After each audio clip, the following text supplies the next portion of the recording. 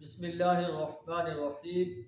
اللہم صلی علی محمد وعلی آل محمد وبارک وسلم عن ابراہیم الانصاری رضی اللہ عنہ عن ابیہ انہ سمع النبی صلی اللہ علیہ وسلم یقول فی الصلاة علی المسجد۔ حضرت ابراہیم انصاری اپنے باپ سے روایت کرتے ہیں کہ حضرت ابراہیم علیہ السلام انصاری جو ہیں وہ کہتے ہیں کہ انہوں نے اپنے باپ سے سنا اور انہوں نے نبی صلی اللہ علیہ وسلم سے سنا جو آپ نماز جنازہ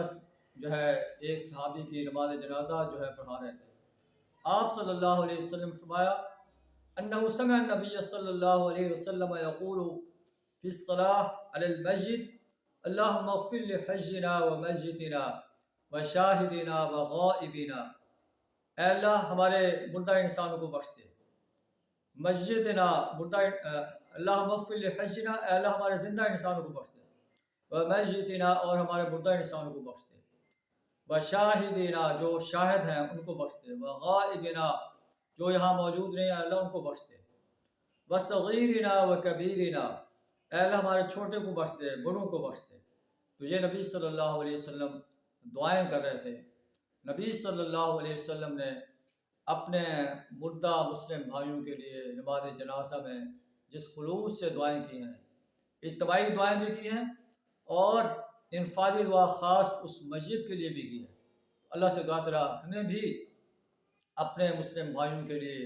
نماز جنازہ پڑھتے ہوئے اجتماعی دعائیں بھی کرنی چاہیے، جو موجود ہیں ان کے لیے بھی، جو